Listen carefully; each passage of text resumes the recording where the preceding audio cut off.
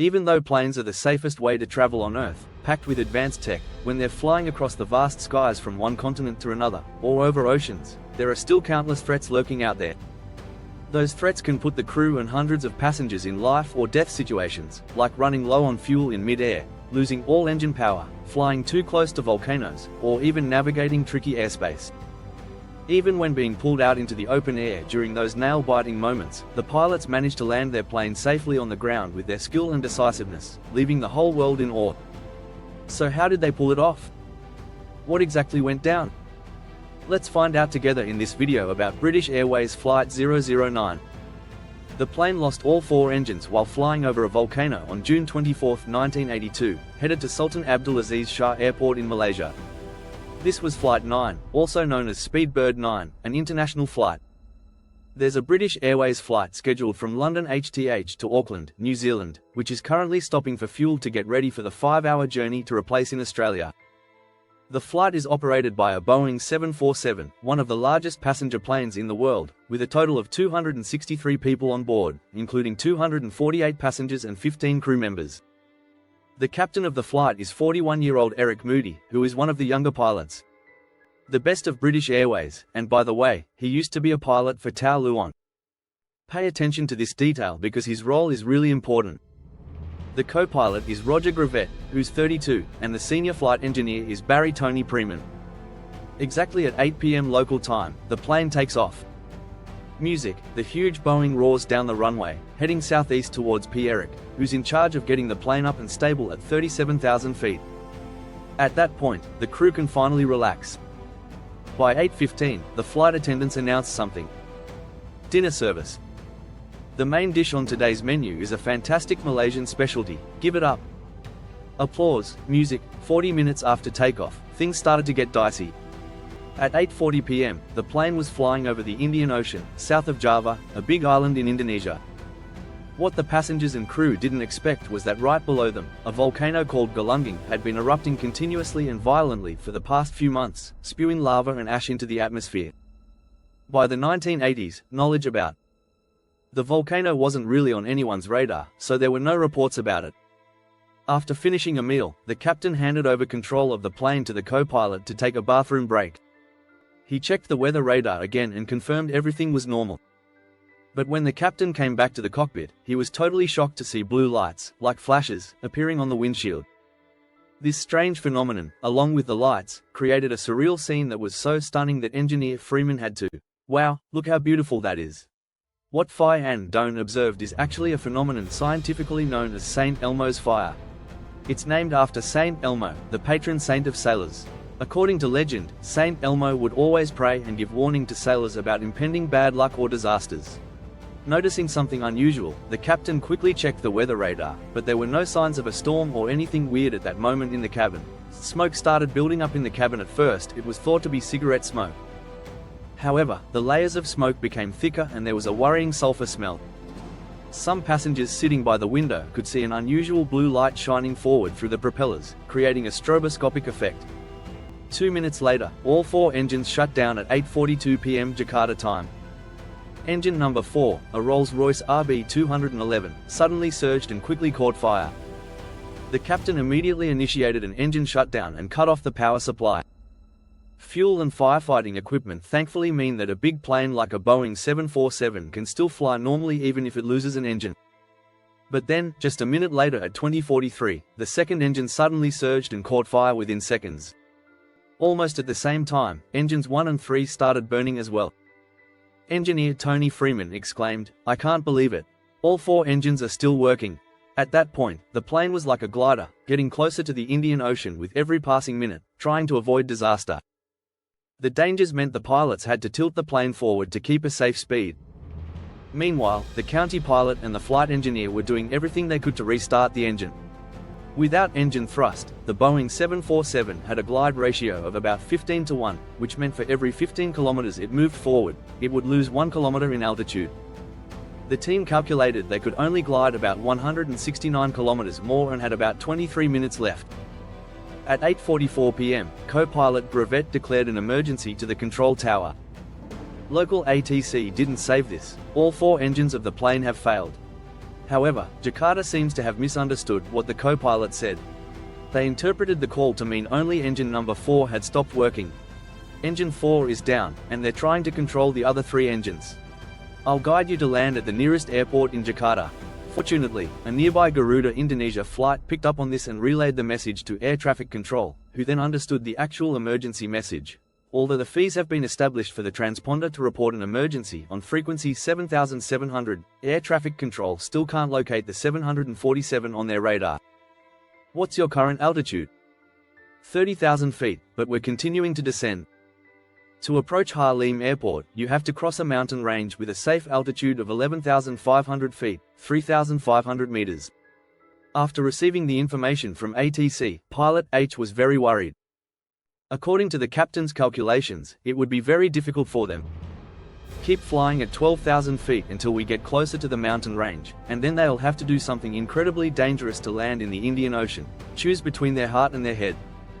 Right now, the plane's dropped to 26,000 feet, and the cabin pressure is really low. Oxygen masks have dropped down from the ceiling, a safety measure kicking in to make up for the lack of air. But the co-pilot's mask is broken, the oxygen tube has come apart from the rest of it. Without enough oxygen, he's going to pass out soon. At this moment, the crew, they had to make a really tough decision, either lower the altitude so the co-pilot could keep breathing or maintain this precious height to try and restart the engine. In the end, the captain and the engineer decided to bring the plane down. The co-pilot is a crucial part of the team trying to save the aircraft. The captain applied the brakes to slow down and brought the altitude down to 20,000 feet. Because of the sudden braking and drop in altitude, the passengers were thrown forward. Thick smoke filled the air because of the engine fire, and everyone was in a state of panic and extreme worry. Even though things were super tense, the captain still made an announcement to the passengers to reassure them. He said, "Hello everyone, this is your captain speaking. We have a small issue, both engines have stopped. We're doing everything we can to get them running again, so I'm hoping you won't be too worried." After hearing the captain's message, the passengers slowly started to calm down, moving from fear and doubt to a more relaxed state. They were calm, facing the reality that they thought they were about to die. The atmosphere in the cabin was really tense but incredibly quiet. The plane's altitude had dropped to 13,500 feet, or about 4,100 meters. The co-pilot was finally able to get back into a safe routine after a series of failures. The 3 of them in the cockpit were still working together to regain control of the engines because the word impossible simply didn't exist for them. But right in front of them was a mountain range, appearing faintly in the night. The altitude readout showed they were down to 2,000 feet. This was the moment they had to land. Even though there were guidelines for landing on water, nobody in the crew had ever done it on a Boeing 747. Turning back almost certainly meant they'd crash into the Indian Ocean, and they were facing death head-on. Surprisingly, the crew's efforts paid off at 8:56 p.m. when engine number 4 finally restarted.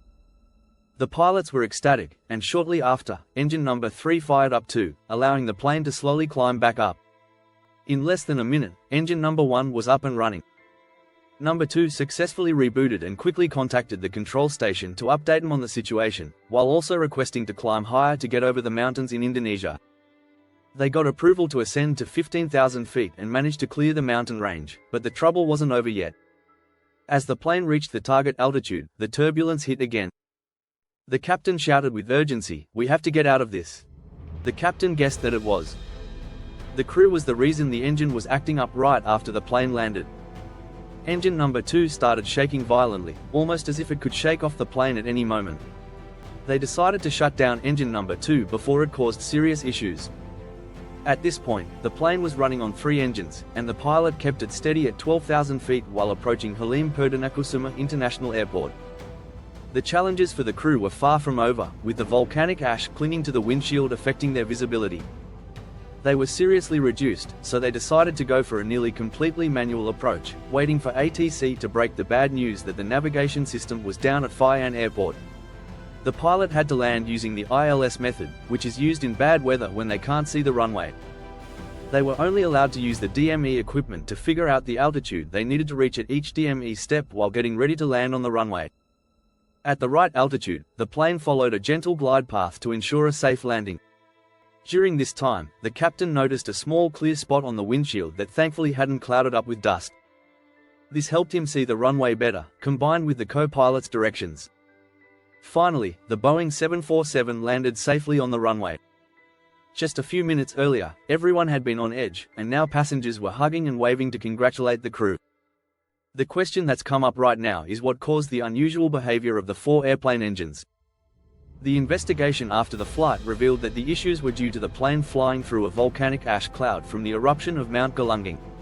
Since the ash cloud was dry, it didn't show up on the weather radar, which is designed to detect moisture. The ash cloud sucked away the oxygen needed for combustion, blew sand onto the windshield, and also clogged the engines when the ash got into them. It melted inside the combustion chamber and stuck to the inside of the electric motor when the plane came down out of the clouds, causing the molten debris to solidify enough to let air flow through the engine normally, allowing for a successful restart of the engines. The engines were good to restart because a generator and battery on board were still working. Shout out and thanks to Captain Anne Doan for receiving various awards, including a commendation from the Queen for valuable aerial service and a medal from the association. A pilot flew a glider that set a Guinness World Record for the longest flight of a non-specialized aircraft back in the day. It was like a fairy tale. They were on that flight in 1993, and the female passenger ended up marrying James Ferguson, who was sitting right in front of her. He's also the author of a book called On for Engine, which tells the story of the journey they went through on that fateful flight. I want to express my gratitude to the crew for saying that on June 24, 2007, many passengers and crew members would definitely gather to celebrate the 25th anniversary of the most memorable airborne adventure of our lives, Air Canada 143. They miscalculated the fuel, turning our plane into a roller coaster high up in the sky. It was 6 a.m. at Ottawa International Airport.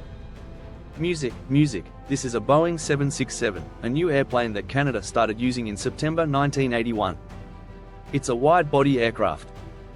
The first engine from Boeing was also the first plane they equipped with a cockpit designed for 2 pilots, removing the need for a flight engineer. Right now, it's getting checked out and refueled to prepare for a long journey of 3 hours and 30 minutes, covering 2,900 kilometers to Simone International Airport. On board, there are a total of 61 passengers and 8 crew members. The captain is 48-year-old Captain Robert Pond, an experienced pilot with 15,000 flight hours under his belt. He has logged 5,200 flight hours on the Boeing 767. Additionally, he made a name for himself as a co-pilot on a glider at 36 years old. He was trained to fly at Gimli while serving in the Canadian Air Force and has now racked up a total of 7,000 commercial flight hours. The refueling process for the plane was carried out completely normally, but no one realized the huge mistake that had been made. At this time, the Canadian aviation industry was in a state of transition. The Boeing 767 was the first plane calibrated to use liters and kilograms instead of gallons and pounds like earlier models. Plus, while fueling used to be handled by an aircraft engineer, the 767 streamlined things down to just a captain and a first officer, no engineer on board. So, the pilots have to take care of that themselves. Take a close look at the details below. Captain Pond calculated that the fuel requirement is 22,300. To figure out how much fuel we need to get to point S, we start with 7,682 liters of fuel from the previous flight. Since the fuel's volume changes with temperature, we have to account for that. At this temperature, 1 liter of fuel weighs about 0.804 kilograms. So, when we calculate, the actual weight of our fuel is 7,682 liters times 0.804 kilograms, which gives us 6,176 kilograms. Now, if we need 22,300 kilograms in total, we subtract the 6,176 kilograms we already have. That leaves us needing 16,124 kilograms more. To find the volume of that extra fuel we need, we just multiply 16,124 kilograms by 0.804 kilograms per liter. Due to an error by the ground engineers, they mistakenly used the wrong conversion factor of 1.77 instead of the correct volume of 20.54 liters.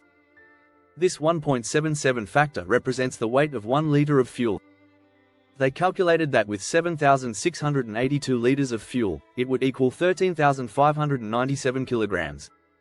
The additional weight needed was 22,300 kilograms, so they subtracted 13,597 kilograms, resulting in 8,703 kilograms.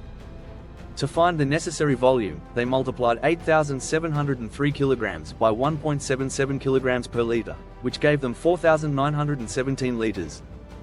So, instead of filling the plane with the needed 20.54 liters of extra fuel, they only ended up pumping in 4,917 liters. So, in total, the old fuel amounts to 12,599 liters, which means that out of the required 22,300 kilograms for the plane, there was only 10,129 kilograms of fuel left. Even though Captain Doan checked and calculated everything multiple times, they kept making the same mistakes. On top of that, the ground engineer gave up because they ran out of paperwork. Finally, at 7 AM, Flight 143 took off with just enough fuel for half the journey.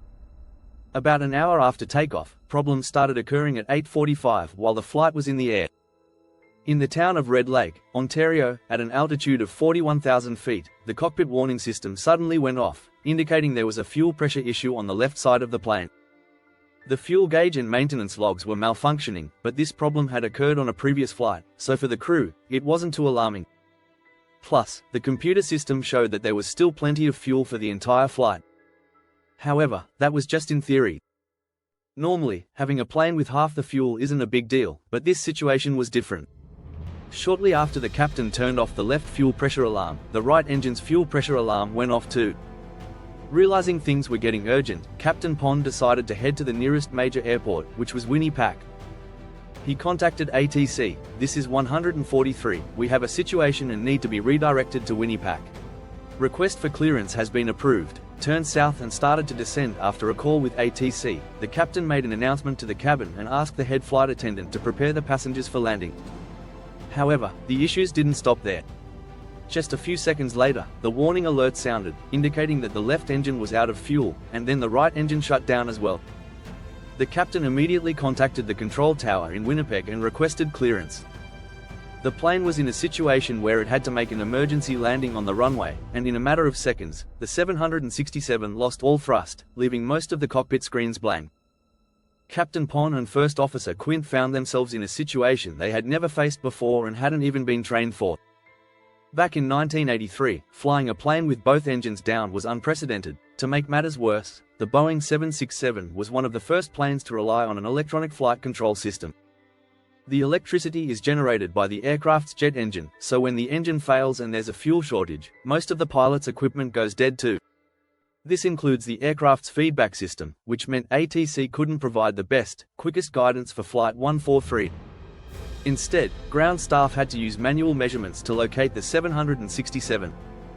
Fortunately, at that moment, even though the hydraulic system, essentially the backbone of the plane, was almost disabled, there was still a ram air turbine installed.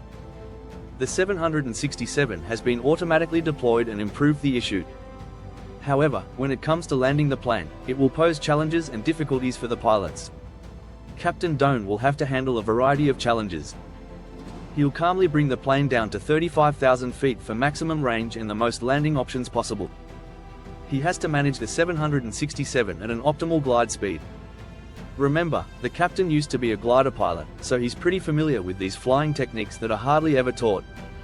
He created or used during commercial flights, and using his experience, he came up with the best plan for the 767 to adjust the plane's speed to 410 km per hour in this urgent situation. He suddenly realized that an airport might be much closer, the old RCA station at Gimla, a closed Air Force base where he had trained while serving in the Royal Canadian Air Force. "How far are we from Win? 65D. Alright, right now we want to head to Kimley, please provide that. We're about 45 miles out, but keep in mind there are only 2 runways, each 2,200 meters long, which is way shorter than the ones at Win. They don't have all the emergency services fully set up, and I can't even get in touch with their control tower. While this issue isn't sorted out, we're facing more problems. The plane's altitude is dropping fast, it's losing 2,000 feet every minute. If this keeps up without a quick decision, the Boeing 767 is going to go down." The co-pilot started jotting down different plans on paper. After a tense moment, he managed to estimate that the plane could only fly a bit more than 20 miles, and at that point, they were about 33 miles from Winnipeg and just 12 miles from Gimla. Flight Doan quickly made the decision to redirect the plane to Gimla. Back in the cabin, after feeling some unusual movements, the passengers began to get worried, and some even started to brace for the worst. The worst part was recording the last messages in that moment while the flight attendants were still guiding them through the emergency procedures. Even they didn't know what was about to happen, whether the plane would land safely at the airport when the altitude dropped to 8,500 feet. The plane started to approach the runway, and in case of engine failure, the crew used gravity to deploy the landing gear and lock it in place. Pon realized they were flying too high and too fast, and if he didn't make adjustments quickly, at that time, they would be passing over the airport. The plane's speed was dropped to 300 km per hour, and the power decreased because the gas turbine was struggling, making the plane harder to control. The lack of hydraulic pressure was stopping the flaps from extending, which usually helps slow the plane down and increases lift for a safe landing. On top of that, it seemed like the landing gear was messed up, the doors didn't latch properly and came loose due to the wind. In an emergency, the deputy has considered making a 360-degree turn, but now it's too late, they're going to touch down before getting back on the runway. To make things more complicated, pilot Doan 10043 didn't realize that part of the airport has been turned into a racing complex now known as Gimla Motorsports Park, right next to the runway. There's a car race happening, and tons of families are there cheering and hanging out. With both aircraft engines almost failing, there's not really any. The noise was so loud that the people below didn't get any warning that the plane was about to land. They only realized a massive 132-ton chunk of metal was hurtling down when it was almost too late. Everyone started to panic and run, but through the airplane window, they could still see two boys riding their bikes within 300 meters of the planned landing spot. It was too late for them. Once the wheels touched down, there was no other option left. He used all his strength to slam the brakes on the Boeing 767, which skidded across the concrete. At one point, one of the tires blew out, and the nose of the plane started to rise along the edge of the runway, creating extra friction to help slow it down fast. This friction helped the plane manage to keep a minimum distance and avoided crashing into the people nearby. After 17 minutes of running on empty, the 767, along with all 69 passengers and crew, landed safely without a scratch, just a few bumps here and there. A passenger was slightly injured in a small fire in the front area of the vehicle, which was quickly put out by the drivers and track workers using portable fire extinguishers. An emergency landing that shook Gimla instantly became the talk of the country and dominated Canadian news networks for weeks due to the seriousness of the incident. The Canadian Aviation Safety Board, the predecessor to the modern Transportation Safety Board of Canada, quickly launched an investigation into the cause of the flight mishap. There were 143 calculation mistakes due to unit confusion that were found, but it raises a question about why the fuel warning system only lights up when there's 45 minutes of fuel left. In this case, it's unclear why it didn't activate until the fuel was completely gone. After analyzing the situation, experts eventually figured out the key issue. When the plane stopped in Montreal before heading to Ottawa, a ground technician noticed and informed the crew. The fuel warning system on the plane was acting up, one of the fuel gauges had gone bust. The technician had turned off one of them since the other one was still working fine, and just to be extra safe, they also brought along a manual dipstick. The flight went smoothly until they got to Ottawa. But right before the plane was set to take off for a maintenance guy checked for technical issues and accidentally turned the disabled gauge back on, so the warning system kicked back in. The difference will be obvious if the fuel gauge is working, but, in reality, it isn't. Even though it's clearly stated in the minimum equipment list that departing without a functioning fuel gauge is a no-go, it seems like nobody, including the lucky pilots of the fleet, acknowledged this fact. Thankfully, their skills saved the day. However, as a consequence of an internal investigation by Air Canada, Captain Pon was suspended for 6 months, and the co-pilot faced consequences too. They got suspended for 2 weeks because of what happened, and 3 workers, Bao Tri, also got suspended. It wasn't until 1985 that the pilots were first recognized by the International Air Federation for their outstanding skills and contributions. Co-pilot Kino was promoted to captain in 1989, while Captain Pon worked for Air Canada for 10 years before switching to Asian Airlines. 4 years after the Canada Post incident, they even released a commemorative stamp for Flight 143 of Air Canada, and it looks like a spaceship.